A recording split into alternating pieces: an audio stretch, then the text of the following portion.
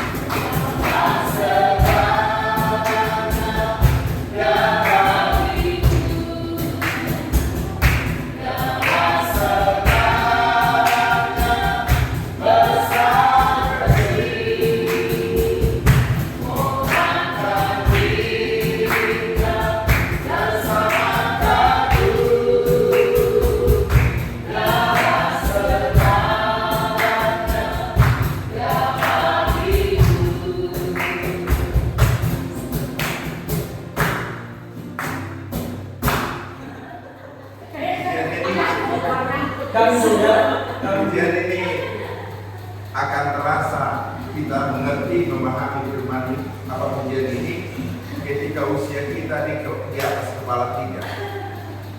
Kalau anak-anak muda nyanyikan ini sepertinya nggak paham, nggak mengerti bagaimana penyertaan Tuhan, bagaimana kebaikan Tuhan di dalam kehidupan, ya. Dan sampai misalnya usia kita nanti sampai tua, bagaimana pemeliharaan Tuhan itu kita makin lihat begitu ajaib dan luar biasa. Jadi ujian ini sangat memberkati saya secara pribadi. Bagaimana kalau kita lihat perjalanan kehidupan ini begitu luar biasa Tuhan memelihara memberkati. Baiklah, kita bersama-sama mengucap syukur di hadapan Tuhan. Namun kita naikkan pujian sukacita, segala puji syukur hanya bagi Tuhan.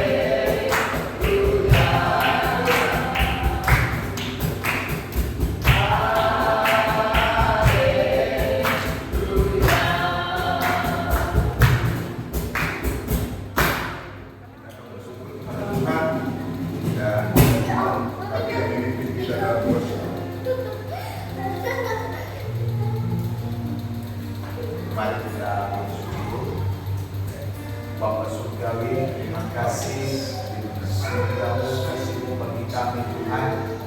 Kalau kami boleh ada sebagaimana sampai saat ini, semuanya karena anugerah-Mu bersama dengan kami sekalian. Kami hamba-Mu boleh melakukan tersebut bersama, semuanya karena pertolongan Tuhan. Terima kasih selama ini Tuhan menolong menyertai perjalanan kehidupan dan pelayanan yang Tuhan percayakan bagi kami masing-masing. Terima kasih penyertaan-Mu, terima kasih untuk urapan-Mu suasana. Terima kasih setiap orang yang mendukung, bahkan yang mendoakan kami, yang mengasihani, yang memberi belas kasihan kepada kami. Terima kasih setiap jemaat yang melayani setiap pelayanan.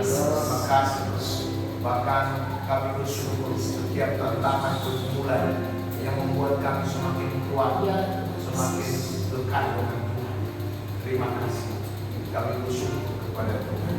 Bahkan memberi kesempatan kami boleh hidup sampai saat ini. Terima kasih kesempatan yang indah saat ini. Kami memuji menyembah Tuhan. Kami memuliakan Tuhan. Dan keistimewaan kita mendengarkan firman Allah. Tuhan, Engkau berkati kami. Terima kasih Tuhan. Syukur kami begitu banyak sesungguhnya, tapi kami hanya bisa berkata terima kasih atas semua. Semuanya biarlah untuk kemuliaan bagi nama. Terpuji nama Tuhan. Doa dan syukur kami menaikkan dalam nama Tuhan Yesus. Haleluya. Amin. Silakan dulu Bapak Ibu Saudara yang kasih Tuhan. Mari kita sama-sama menyembah Tuhan. Mari kita berkata bersama yang terutama di dalam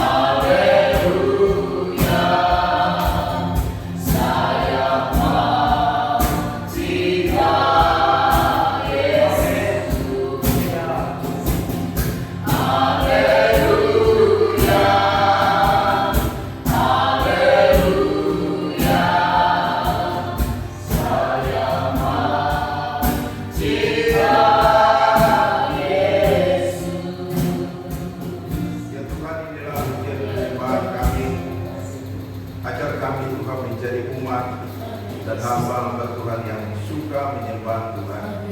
Sebab Engkau layak dipuji, layak ditinggikan, diagungkan. Dan biarlah Tuhan, ketika kami menyembah Tuhan, ada banyak juga orang kami bawa untuk menjadi penyembah di hadapan Tuhan. Terpuji Engkau Tuhan atas kasih kemurahan-Mu di dalam hidup kami, yang menyatakan kepada kami Tuhan kasih-Mu yang besar bagi kami Tuhan, oleh karena cinta-Mu bagi kami. Bagi mula pujian hormat di dalam nama Yesus. Amin. Baik, kita akan dengarkan firman Tuhan. Mari kita naikkan pujian kepada Tuhan. Puji menyembah.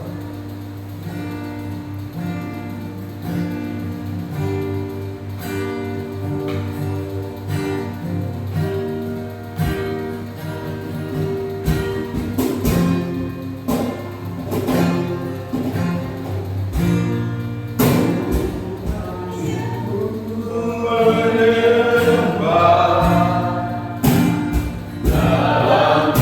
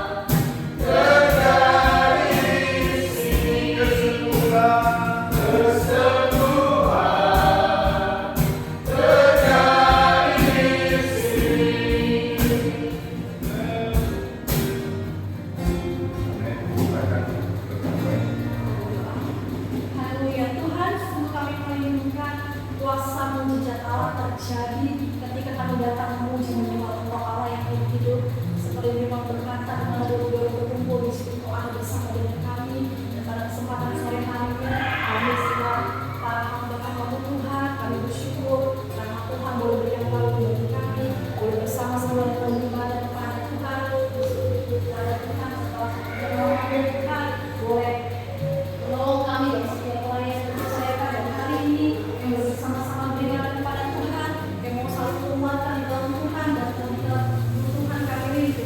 Engkau boleh jamah setiap kehidupan kami, dan kesempatan ini kami belajar tentang firman-Mu, biar Engkau boleh jamah setiap hati dan pikiran kami dan kehidupan yang daripada itu, untuk kami semakin mengerti memahami apa yang menjadi maksud dan rencana-Mu dalam setiap kehidupan kami sebagai hamba-Mu di tengah-tengah pelayan yang berpercaya. Kami lagi Engkau Allah yang menjamah kehidupan kami, dan ketika kami membaca firman-Mu, dan berkat Tuhan yang boleh semakin menentukan kami, menguatkan kami di dalam iman kami sebagai para hamba Tuhan.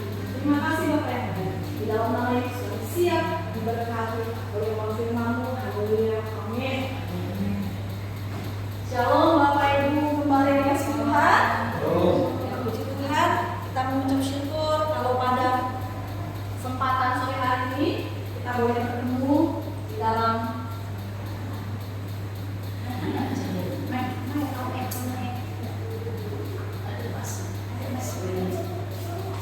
di dalam ibadah kita yang luar di dalam pertemuan yang kita lakukan. Saya percaya kita semua boleh melalui kebaikan Tuhan. Amin. Dan pada kesempatan sore hari ini, mari bersama-sama kita akan diberkati oleh firman Tuhan. Mari kita membuka Alkitab kita di dalam kitab Mazmur. Mazmur pasal ke-91 ayat yang keempat saja. Kitab Mazmur pasal 91 ayat yang keempat.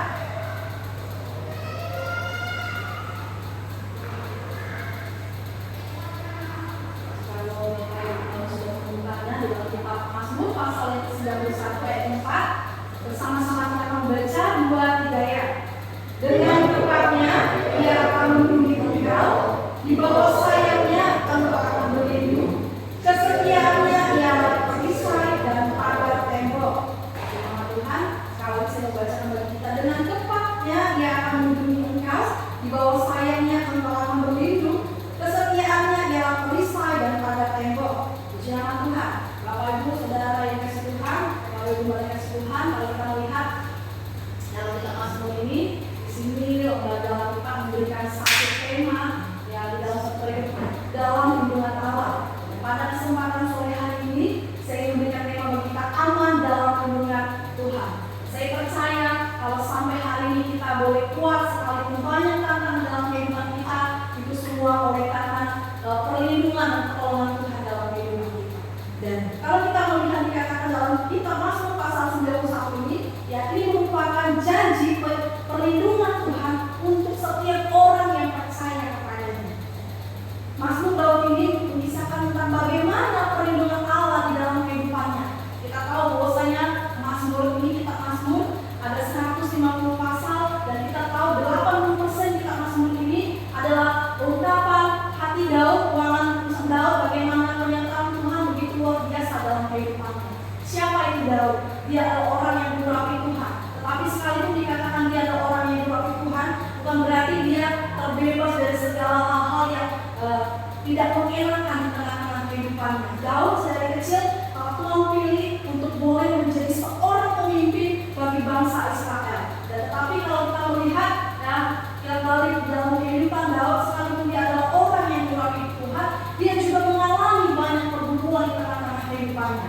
Ya, bagaimana pertentangannya ketika dia Saul lihat dalam kehidupannya, bagaimana juga Saul anaknya yang melengsarkan kedudukannya sebagai raja. Banyak sekali pergumulan yang dialami oleh Daud. Bahkan dia juga mengalami jatuh bangun sebagai seorang raja, sebagai seorang pemimpin. Dan dia juga adalah orang yang pernah juga jatuh ke dalam dosa, ya, dosa yang dia juga jatuh di dalam dosa perzinahan juga pembunuhan. Ada banyak tantangan juga di dalam kehidupannya. Dan seperti juga kalau kita tahu dalam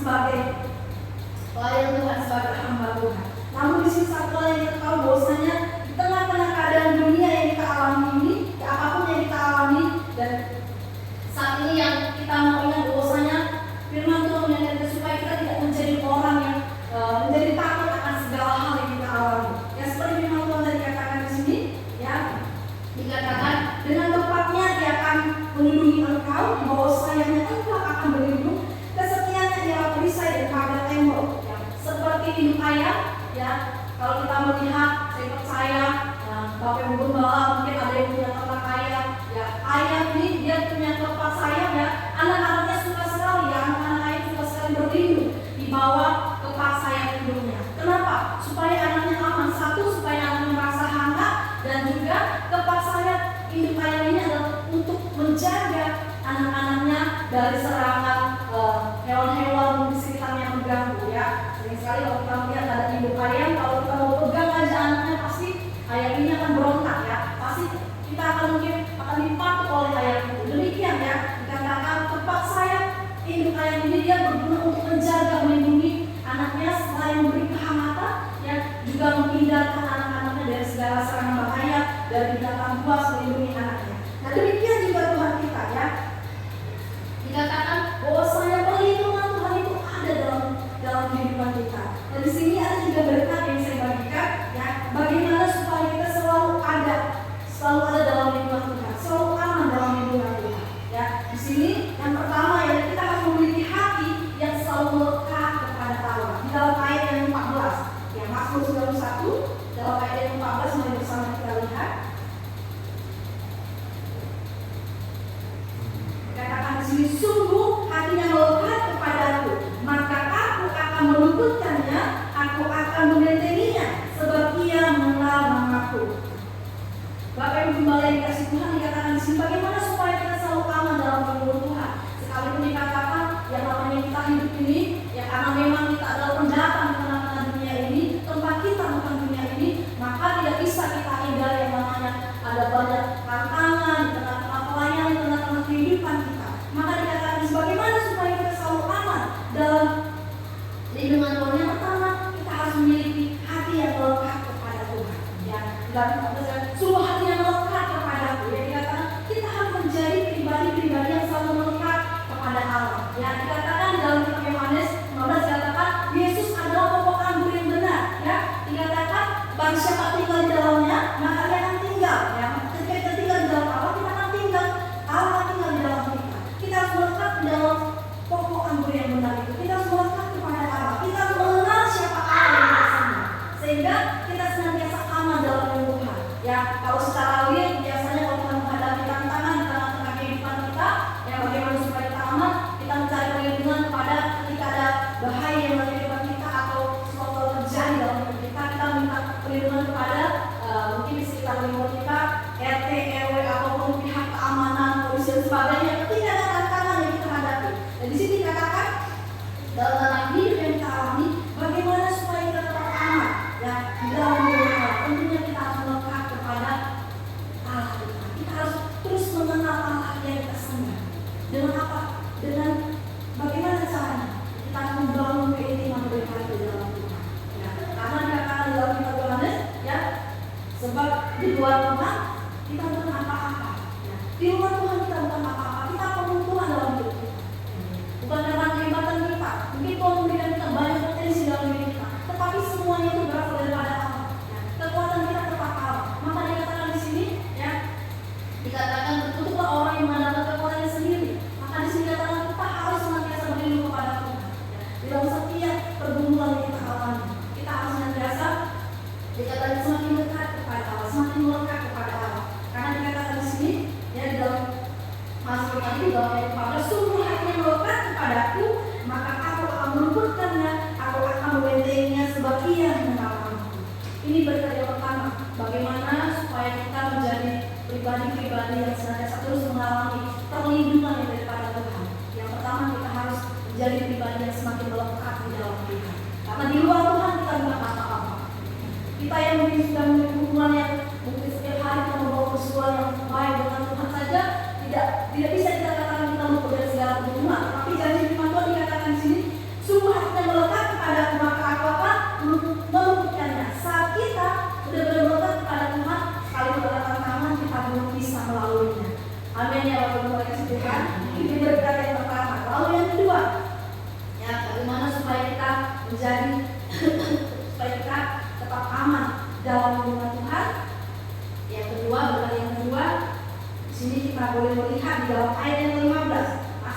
pasal yang sama di dalam ayat 5 dikatakan di sini, bila ia berseru kepadaku, aku akan menjawab, aku akan menyertai dia dalam kesesakan, aku akan meluputkannya dan memuliakannya. Dan di sini dikatakan di dalam berkat yang kedua, bagaimana supaya kita aman dalam lindungan Tuhan adalah kita harus selalu berseru kepada Tuhan. Nah, dikatakan sangat jelas di sini firman Tuhan katakan ya, bila ia berseru kepadaku, aku akan menjawab, aku akan menyertai dia dalam kesesakan, aku akan meluputkannya dan memuliakannya. Di sini ya, supaya kita terus aman dalam lindungan Tuhan, kita harus menjadi pribadi yang selalu berseru kepada Tuhan. Tuhan ingin kita senantiasa menyampaikan segala isi hati kita kepadanya. Jangan pernah kita khawatir akan kehidupan ini. Sekalipun di dalam kehidupan kita banyak sekali kekhawatiran yang kita alami. Saya pribadi juga sebagai seorang ibu ya, seperti itu banyak sekali kadang-kadang di dalam merawat anak-anak, kadang-kadang ini tadi, aduh nggak ada yang terima.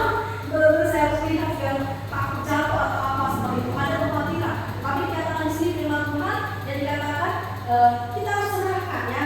Dikatakan di sini kita harus selalu berserah kepada Tuhan. Di dalam segala apapun pergumulan kita, berserah kepada Tuhan. Bukan pasrah, tapi berserah. Berserah berarti penyerahkan sepenuhnya kepada Tuhan. Ketika kita sudah melibatkan Tuhan, saya bahwasanya Tuhan tidak akan biarkan kita. Tuhan tidak akan mempermalukan kita. Ya, di dalam Filipi 4 ayat 6. Mari bersama kita lihat ayat sudah tidak asing lagi.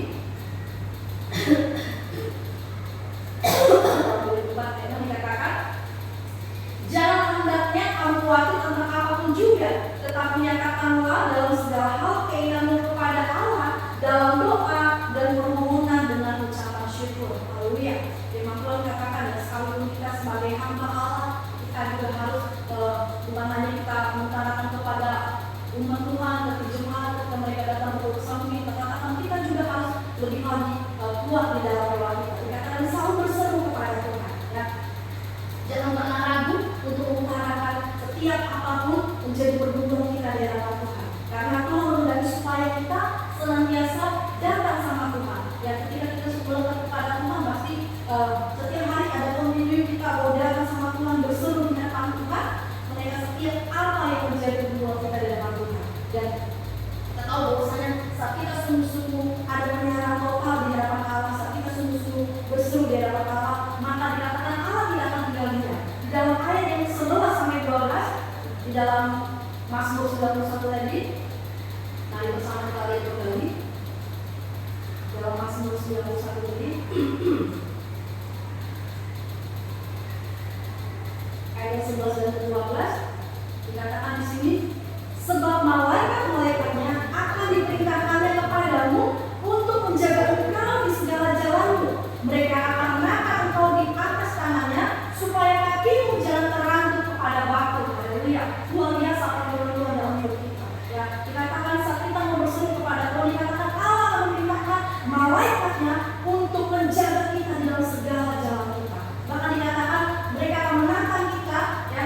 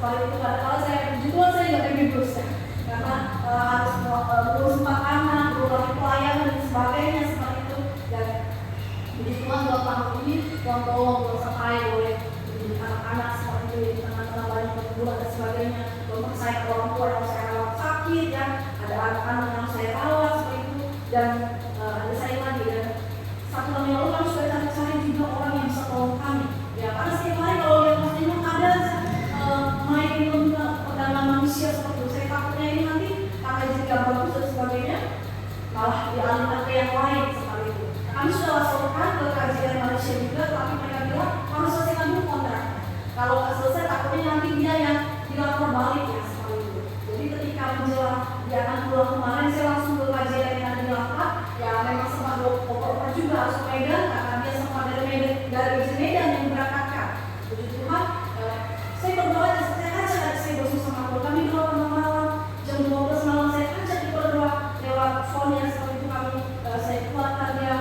Ya, saya katakan sampai di sana ini, walaupun yang kerja di sana sampai 32 kilo berat badan. Karena kalau lebih berat dari sakit itu tadi ya, sekali dari sana mikirnya di sini seperti itu. Jadi saya ajak dia berdoa setiap hari. Saya katakan bersama sama Tuhan besar supaya Tuhan menolong seperti itu. Lalu terus puji Tuhan berjalan dengan baik kan. Dikatakan ini karena ada duit akan kena denda dari yang ada yang di Medan. Katakan ini kalau susah untuk pulangan bisa kena 12 juta ini karena dia kena denda imigrasi seperti itu. Bagaimana sampai 12 juta seperti itu. Lalu saya sampaikan, saya buat laporan bagaimana Lukas semua keadaannya, dicari agent yang beberapa kali udah ketemu lagi, agent masih juga nggak tahu lagi di mana orang.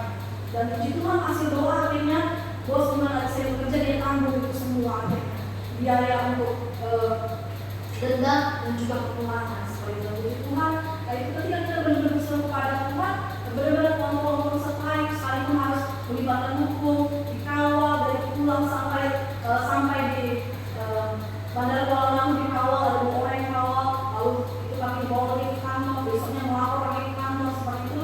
Dan puji Tuhan oleh karena pertolongan Tuhan, Tuhan lindungi dari saya, ya dia bisa boleh pulang dengan sukacita yang daripada Tuhan.